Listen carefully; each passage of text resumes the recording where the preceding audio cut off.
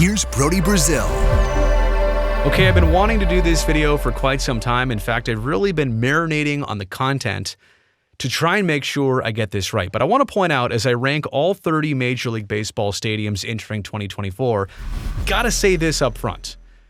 Yes, they will be kind of presented in order from my least favorite to the very best one, but it's not really about the order. I mean, yeah, sure, you're going to read into that. It's fine. It's more about the 4 tiers I'm going to classify all these ballparks into. First off, obviously the struggling ballparks fall into the endangered tier. Out of 30 total, 9 actually fall into that category. There's also the routine tier. I've got 7 as routine ballparks. I've got 7 in the solid tier, and then I've got 7 in the forever tier. So which ballparks fall where? You're about to find out as we dive in. This is the endangered tier. These are ballparks that I don't think will be around in 5 or 10 or maybe 15 more years. There's a variety of different reasons. There's no 2 stories that are identical here, but I'm throwing these all together in the endangered tier. Tropicana Field. Obviously, you know they're trying to replace it. The Rays are searching for their new forever home. It's the last straight dome left. I don't mean retractable roof. I mean dome that doesn't open or close. They obviously need that in Florida, but nobody prefers that in playing on turf.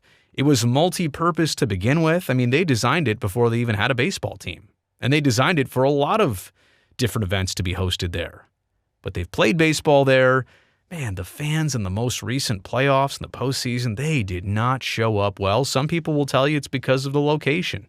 Tropicana Field is far from Tampa. It's in St. Petersburg, which is, by the way, where they're wanting to build the Rays replacement ballpark. So the location's not great. It's not really a baseball park. I mean, they obviously play baseball there. It's built for a multitude of things, but Tropicana Field, for me, easily the worst across Major League Baseball. Ooh. Now here's where it gets personal.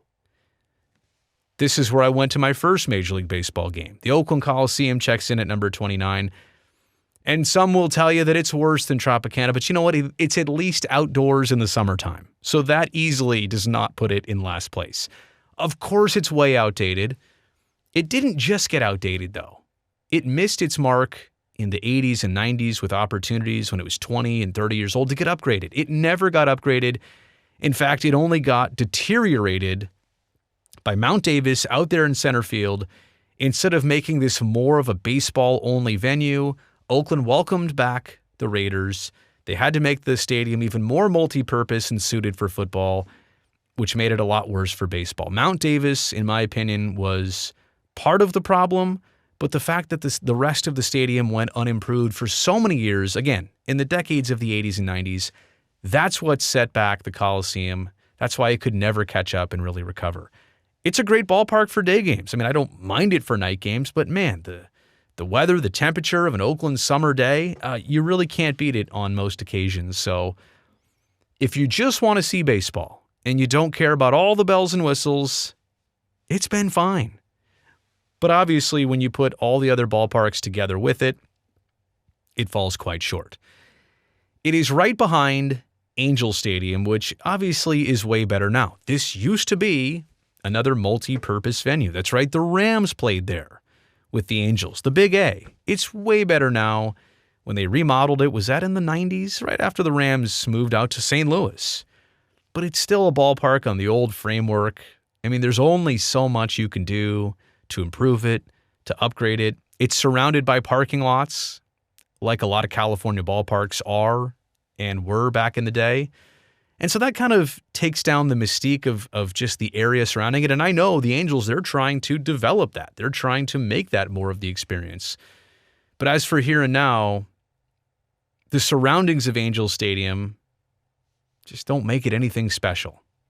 It's also one of the older parks, despite the fact that it's been upgraded. So it's definitely within the bottom few for me.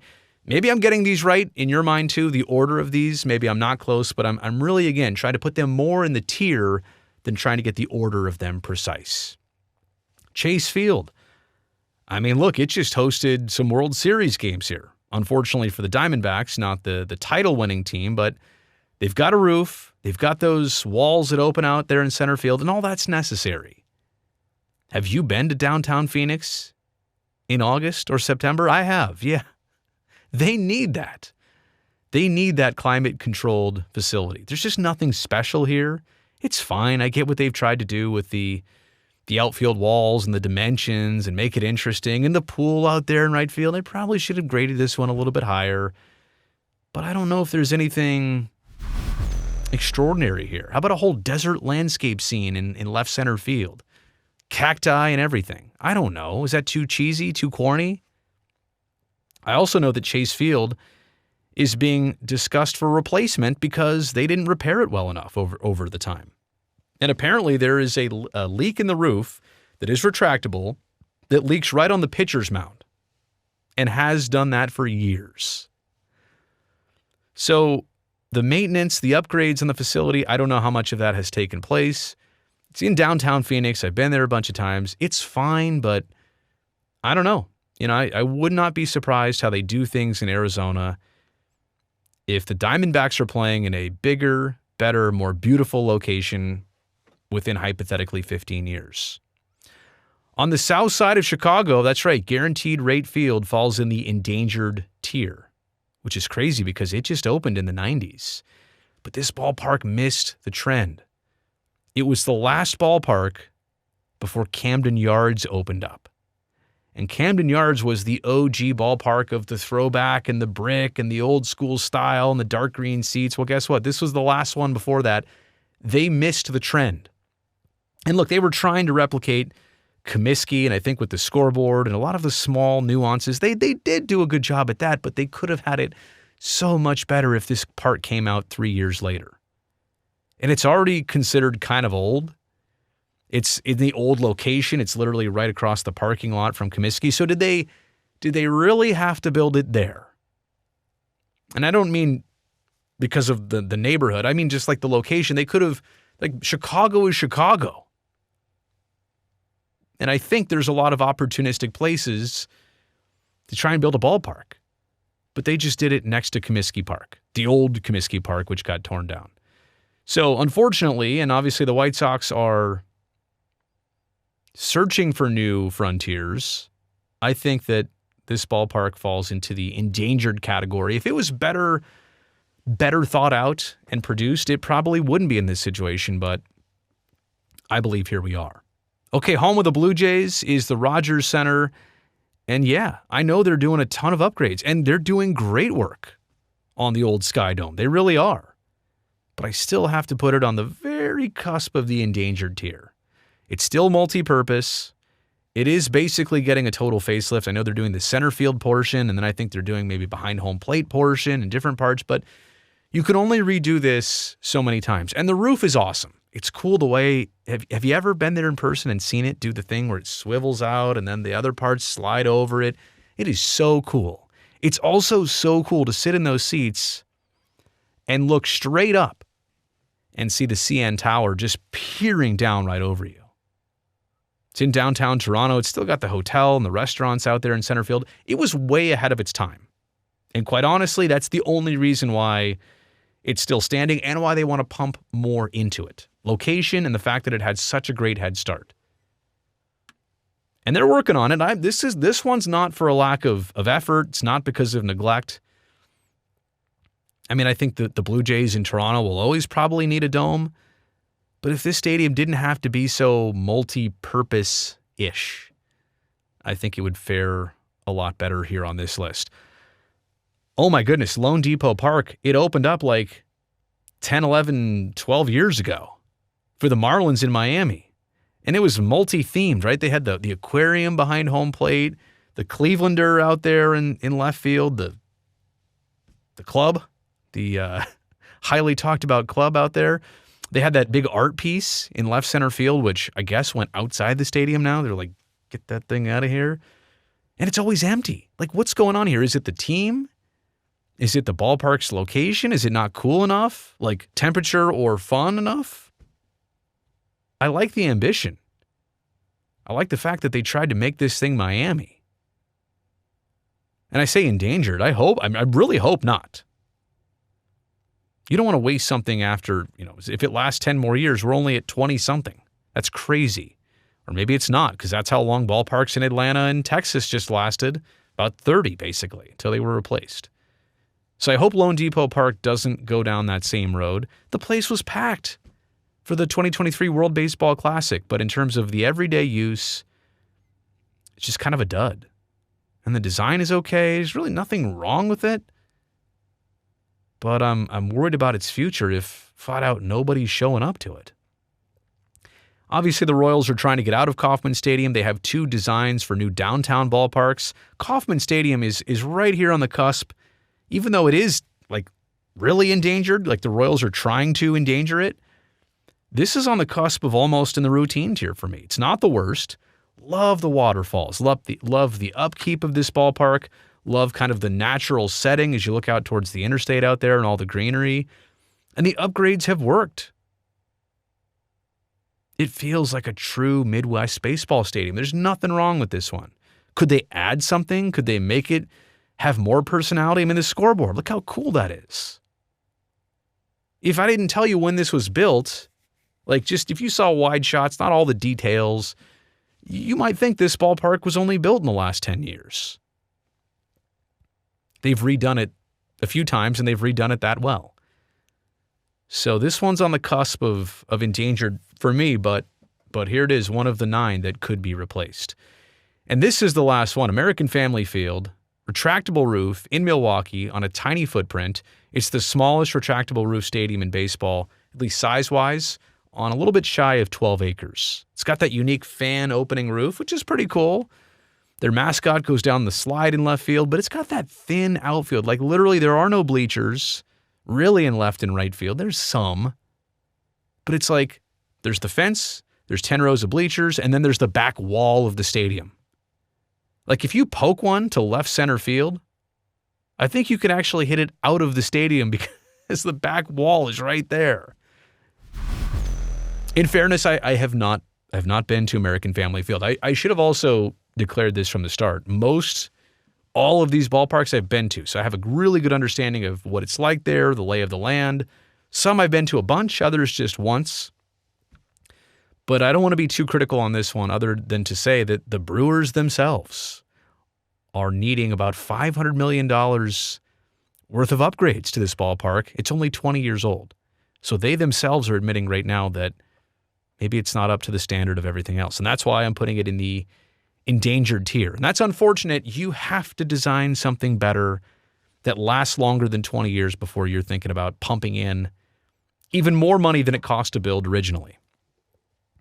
Okay, the routine tier. These are ballparks that are just fine. They're not endangered, but they're also nothing special. They're not solid. I've got 7 of these.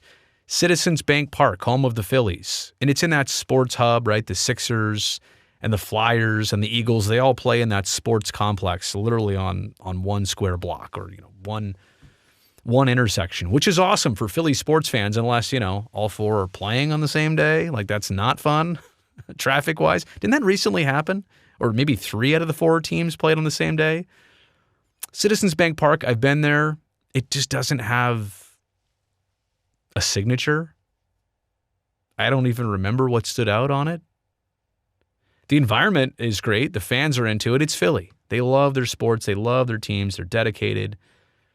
There are some cool exhibitions here, a few throwbacks to the vet. I get it, but this one just doesn't have a Camden Yards warehouse, a Green Monster-ish type fence, a waterway that you can hit the ball into on a home run. It's missing just something, and maybe that's because of where they had to put it. I've got no complaints. Again, it's in the routine tier. It's a routine ballpark. Great American Ballpark, home of the Cincinnati Reds. Now, the Ohio River is right behind it. It replaced Riverfront Stadium. It's a cool location. I like the light towers. It feels very like riverboat-ish. My question is, will this ballpark last 50 years? Because that's what would make it in the solid tier. Maybe it will, maybe it won't. But I think this is in the very routine tier of ballparks. And that's fine. Well done. There's a certain standard. That one meets it. So does Comerica Park. Been here a few times. Love how this is kind of centralized. Ford Field is right next door. The arena where the Red Wings and Pistons play, that's a short distance away. Little Caesars Arena. The skyline view that you get in Detroit and kind of the unique touches of the design. It feels very steel and metal. It feels very Detroit. There's a big tiger sculpture out front. This one could have actually fallen in the solid tier. It's very much in the routine tier. I think it's going to last. It's got some unique touches. There's nothing wrong with Comerica Park. And I think it's a solid one worth visiting, to be very honest with you. Progressive Field in Cleveland, home of the Guardians. They've done a bunch of good upgrades over the years. Obviously, it's baseball only.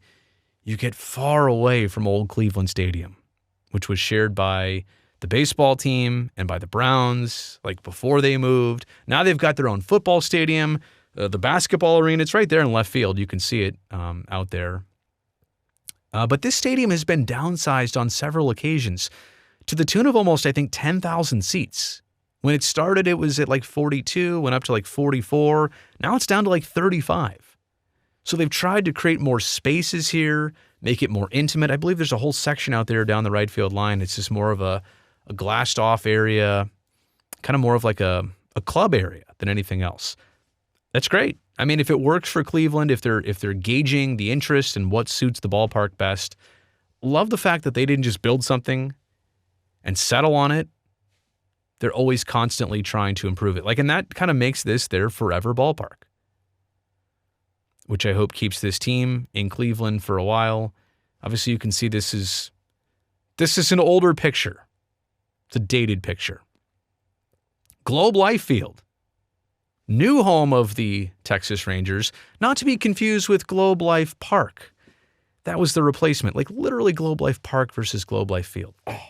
Try being a broadcaster on this one. Globe Life Park was around, shaped like a square, had the office buildings out there in center field. It's not far away. In fact, I think you can see it there through the holes out there in center field. That's where the Rangers played for like 25, 30 years. Well, it's too hot. We don't have a roof. Let's build a new stadium instead of putting a roof on the old one.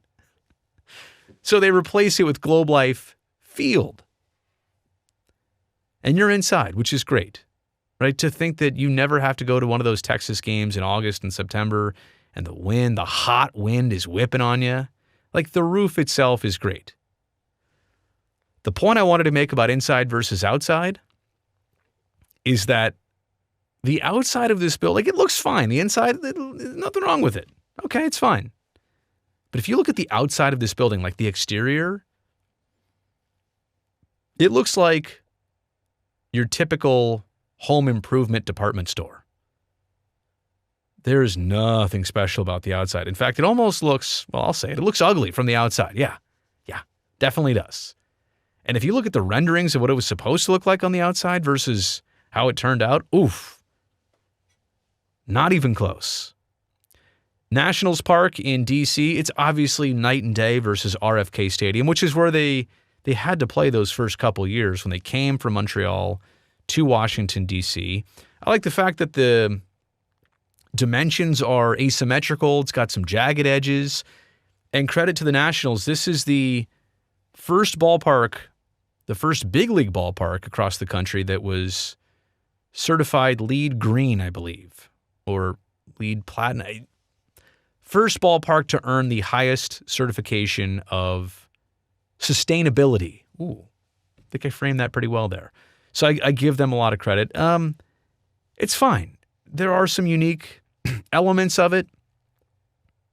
It suits DC well. It's on the top end of the routine tier. So is Minute Maid Park, home of the Astros, and I think I found the one and only picture of that roof ever open.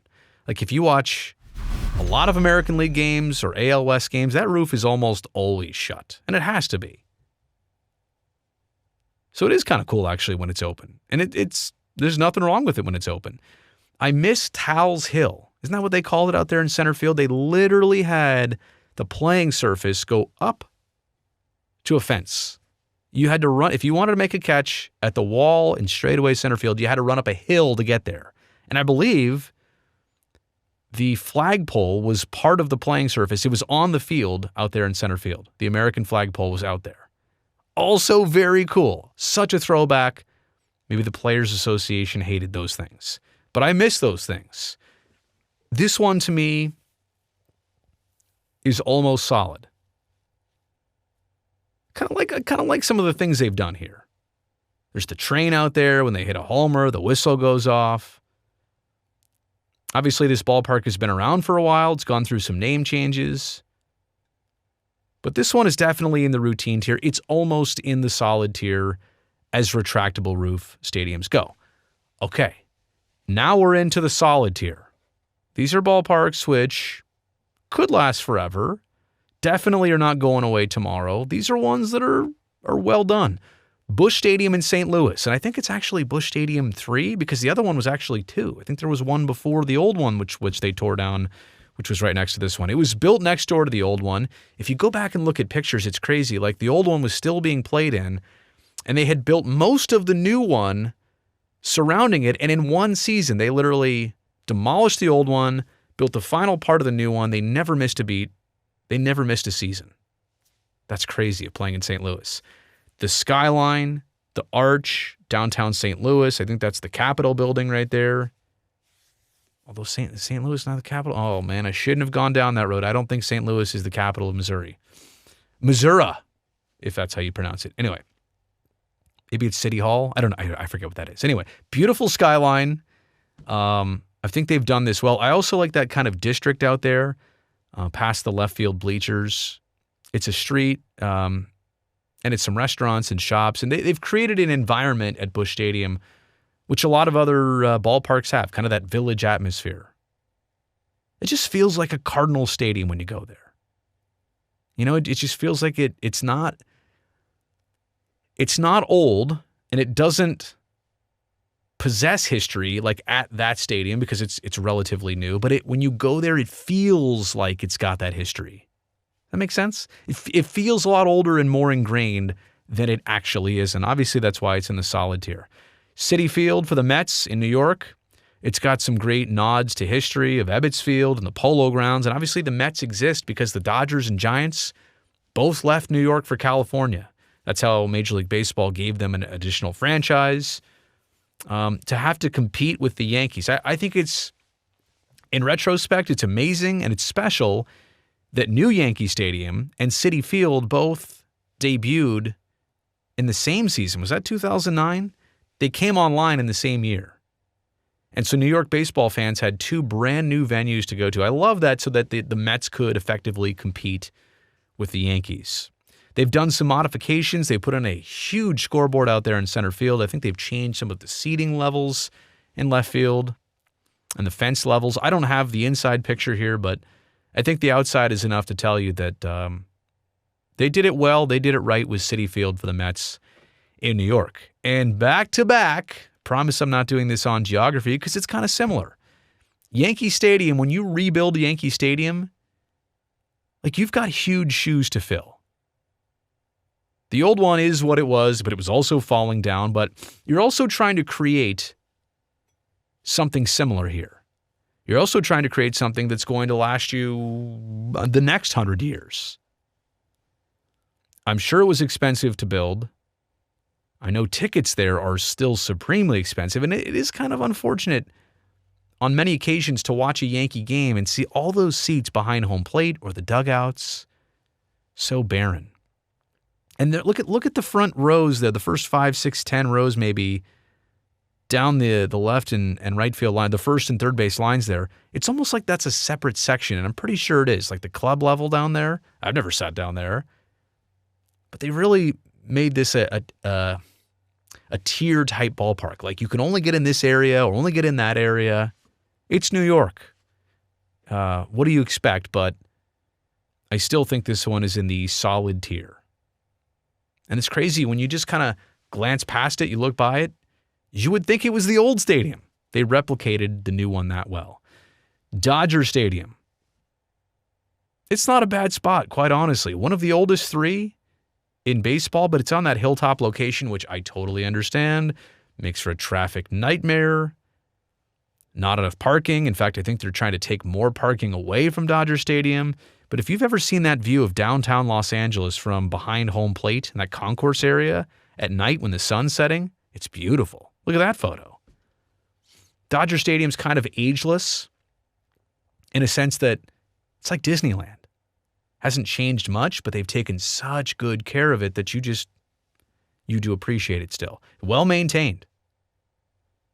And the colors of the seats, like the Dodgers are blue and white with a little bit of red, but I've heard that the seats of the different decks the seat colors in the different decks are supposed to replicate like the beach, the sunset, and the blue sky.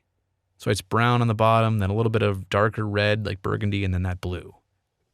It just fits California. It really does. And you know what? They've improved it so much in recent years. Again, they have not stopped building to it. There's the whole center field or outfield area for fans before and after games. So they've done it up well. Target Field is on one of the smallest footprints in Major League Baseball, but it's also one of the newer venues across the league. A lot of left field seats out there. And I get it, they were constricted by space, but like literally you could twist this ballpark around. You could put home plate down that left field line. Like there's so many seats out there. There's like 3 full decks of bleachers. Wait a second, is that Mark Canha batting right there for the Oakland A's? Look how old this photo is. But I guess maybe they were trying to fit in as many seats as possible on the smallest footprint, and that forced them to really use that left field area to a high extent. Anyway, this ballpark gets great reviews.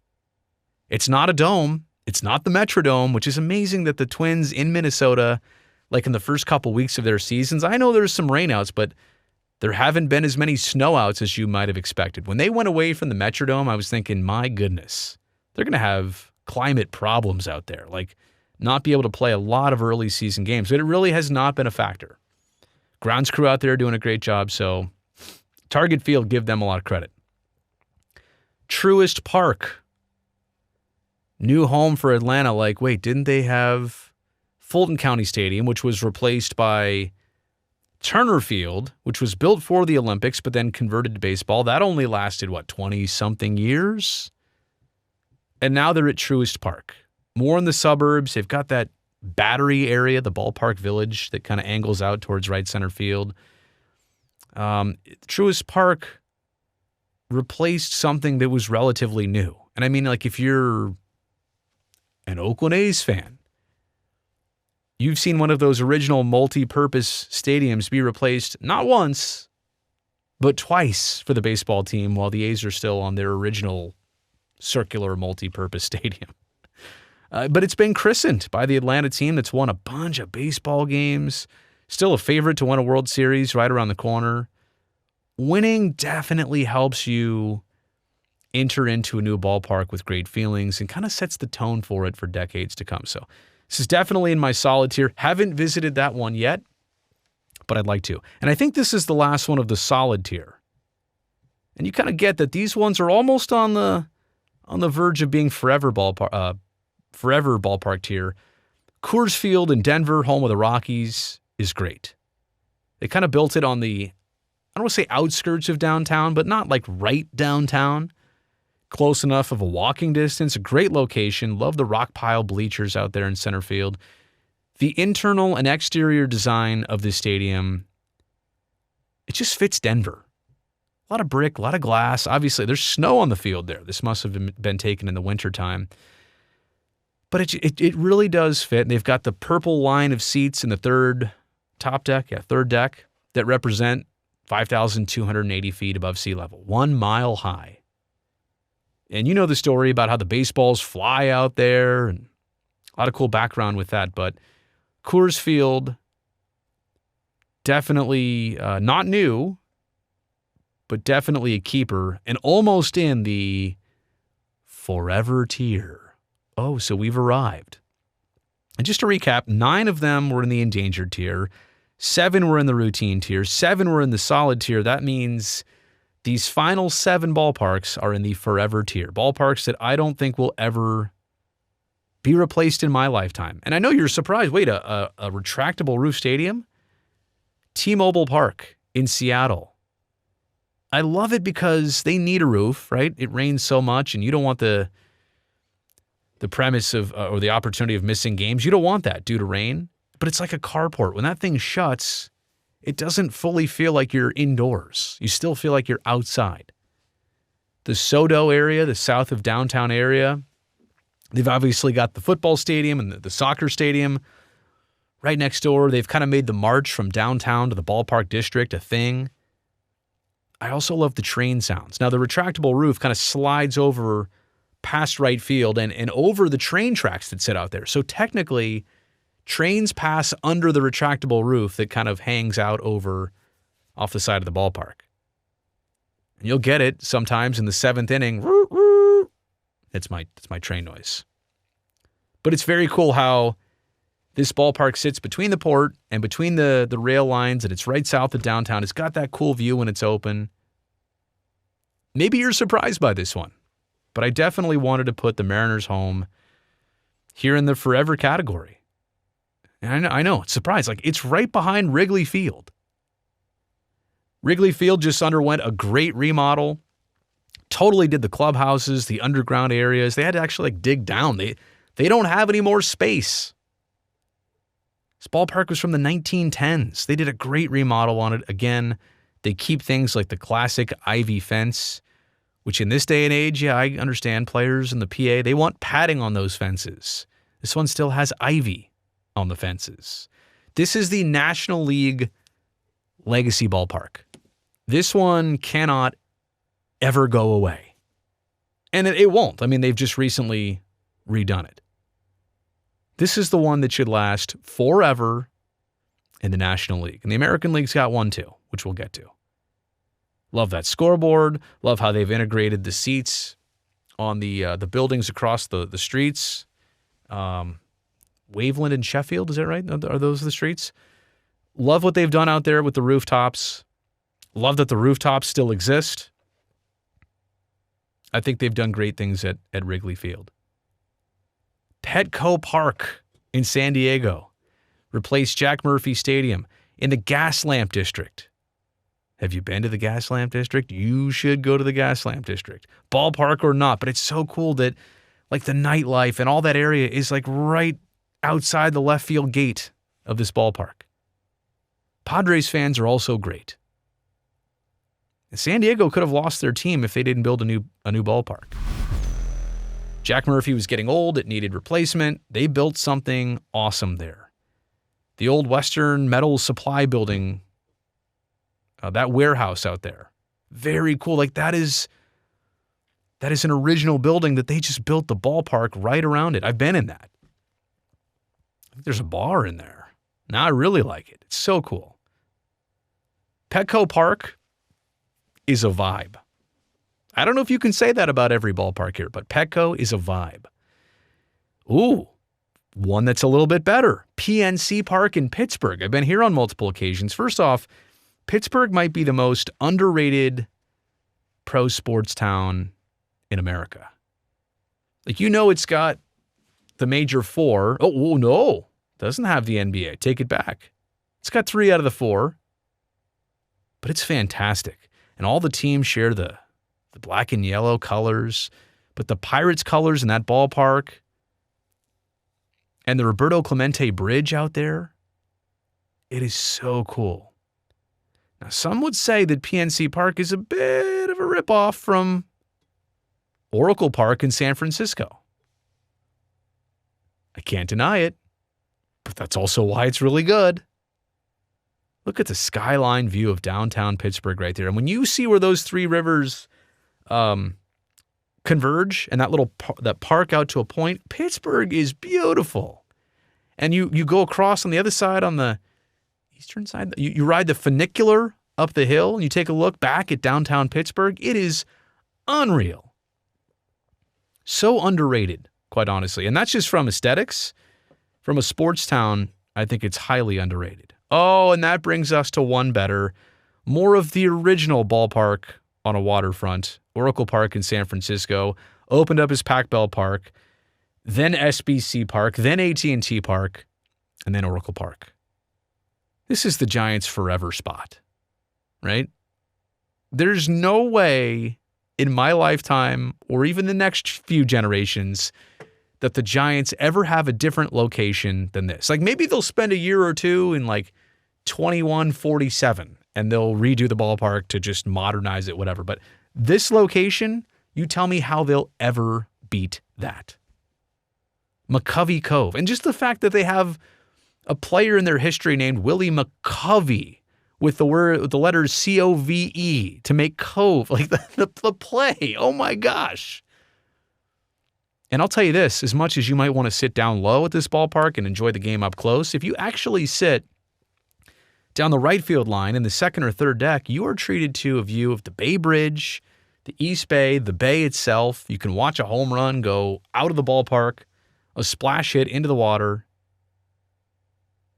I mean, come on. The Giants have done a tremendous job here. Now, wait a second. There's still, if I'm doing my math right, there's still 2 more ahead of this?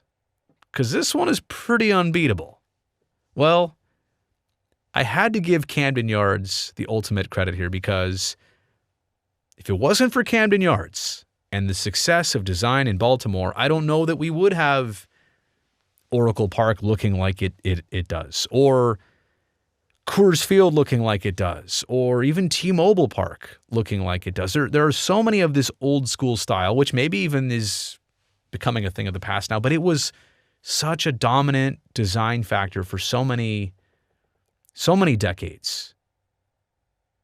It's an original in that sense. It's got the warehouse out there. I mean, think about it, how big that warehouse is, how unbelievable that design is. That they incorporated a functional warehouse into one of the statements of the ballpark. And I love the fact that it plays like a bandbox. That left field fence, really before they moved it back. That was the thing. Was it like 6 feet high? I hope they go back to that type of atmosphere where it's a place where a bunch of runs get scored. It plays so small. But again, Camden Yards, because it has held up, because it was an original, because it was so well thought out and executed. And that's why I got to give it the edge. And maybe some weren't expecting this. Maybe you're surprised by this, but I had to put it just one notch above. And that brings us to the Holy Grail, Fenway Park.